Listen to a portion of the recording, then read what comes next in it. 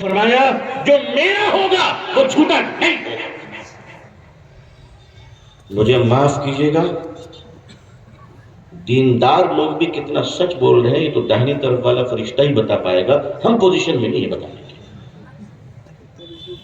کیا اس ملک میں بھارت کے اندر 3.5 لاکھ مدرسے، 5 لاکھ مسجدیں، گلی گلی تبلیغی جماعت، مجھ جیسے چھوٹے موٹے لوگوں کے جلسے، بڑے بڑے اکابرین کے نصیحت والی واعظ و نصیحت، مدارس، خانقاہ، علماء، اکابرین، ان سب کے ہونے کے باوجود ہم بھارت کے مسلمانوں کو ابھی تک یہ طے نہیں کر سکے، یہ یقین نہیں دلا سکے، یہ عادت نہیں ڈال سکے کہ میری قوم کے لوگوں سوئی پہ لٹک جانا مگر جھوٹ مت بولنا.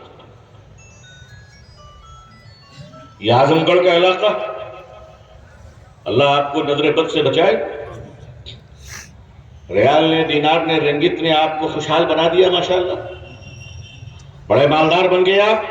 بہت اچھا، اللہ مبارک فرمائے آپ کی مالداری.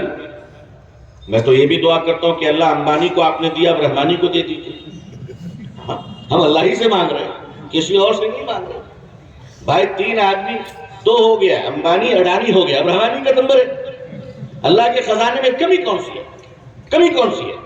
لیکن آپ مجھے بتائیے، امت کا یہ جو مزاج چل رہا ہے تکبر کا، متکبرانہ مزاج، دولت آ گئی. میں صاف صاف کہتا ہوں کیا ہم اپنے ملت کی اصلاح، کبھی کبھی جی چاہتا ہے کہ یا تو جلسے بند کر دیں یا جلسوں کا حساب کتاب شروع کر دیں. امت ہم یہ آج تک طے نہیں، عادت نہیں بنا سکے کہ مسلمانوں ہمیں جھوٹ نہیں بولنا ہے، جھوٹ کے خلاف. جاپان میں اسلام تو نہیں ہے مگر سچائی وہاں ہے.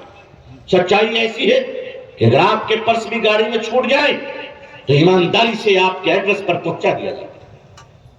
جاپان میں اسلام تو نہیں ہے مگر وہاں شراب پینے والا شرابی بھی سچ بولتا ہے، جھوٹ نہیں بولتا ہے.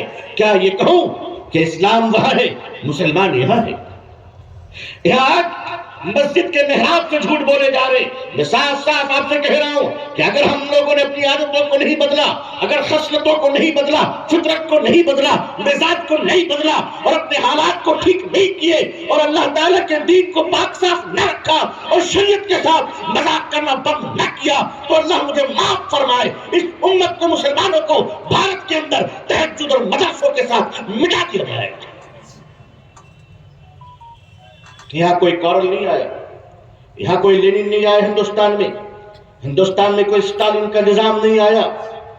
آزادی کے بعد سے اب تک ہندوستان میں کبھی نماز پہ پابندی نہیں، اذان پہ پابندی نہیں. آزادی کے بعد سے کبھی مسلمانوں کو سچ بولنے پر کوئی سزا نہیں دی گئی. اتنی آزادی ہونے کے باوجود آخر ہم نے سچ کی دولت کو قبول نہیں کیا. کیوں نہیں کیا؟ اگر کوئی آپ کی پوزیشن پر بیٹھ کر کوئی انصاف کرنے والا اگر قاضی ہو اور قاضی مالدار اور غریبوں کے درمیان فرق کرے، وہ انصاف اللہ کی شریعت کے ساتھ کھلواڑ کرے، تو چاہے جتنے بھی مالداروں کا محبوب ڈگر کیوں نہ ہو وہ اللہ کی لعنت کا مستحق ہو. لوگوں ایک دوسرے کو لوٹ رہے ہو، آج اللہ نے تمہیں دولت دی ہے، مالدار ہو، بہت اچھے مکانات بنائیے. بے شک حضور صلی اللہ علیہ وسلم کی دعائیں ہیں بڑے مکان کے لیے، میں اس کو مانتا ہوں، حضور کی برکت کی دعائیں ہیں. لیکن ہمارے اونچے مکانات کا مطلب تو یہ نہیں ہے کہ ہم غریب بھائی کو ذلیل کریں. ہم غریب بھائی کو ذلیل کریں. آج بات بات پر آپ کی بندوقیں نکل جاتی ہے. مسلمانوں تمہاری بندوق میں کتنی گولیاں آ گئی ہیں جو تم دولت کما کر جب آتے ہو ملیشیا سے، سعودی عرب سے، کویت سے، دبئی سے، تو تم اپنے بھائی کے سینے پر ٹانگ دیتے ہو. تمہاری داڑھی، تمہاری ٹوپی، تمہاری نماز، تمہاری غیرت اس وقت کہاں چلی جاتی ہے؟ کہاں چلی جاتی ہے جب تم قتل عام کرتے ہو اور کہتے ہو ہم پر ظالم کو مسلط کر دیا گیا؟ ارے نہیں نہیں، پہلے تم ظالم بنے ہو، اس کے بعد اللہ نے تم پر علاج کو مسلط کیا ہے. آج گھر گھر کے ہمارے یہ حالات ہیں. ہم نے کبھی اس پر توجہ نہیں دی، ہمیں کبھی حق بولنے کی جرت نہیں ہوئی. کیا یہ ہم اپنے محلے سے کام کو شروع کریں؟ ہندوستانی مسلمانوں، آل انڈیا لیول پر اب کوئی کام نہیں ہو پائے گا. کام کوئی ایسا چراغ نہیں ہے جسے تم دلی میں جلاؤ گے اور پورا ہندوستان روشن ہو جائے گا. یہ صرف سورج ہے جو اللہ نے دنیا کے لیے بنایا ہے.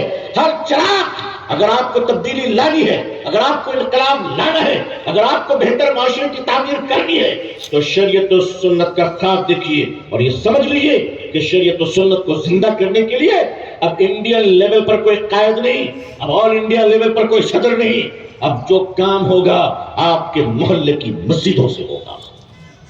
آپ اپنی محلے کی مسجد کو اپنا مرکز بنائیے تاکہ آپ کو کوئی بیچ نہ سکے، تاکہ آپ کو کوئی سودا نہ کر سکے، تاکہ ملت کو بیچ کے کوئی ایم ایل سی اور راجیہ سبھا نہ خرید سکے۔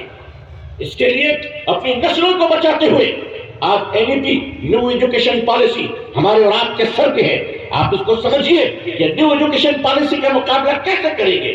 میں مبارکباد دیتا ہوں ہمارے علماء کو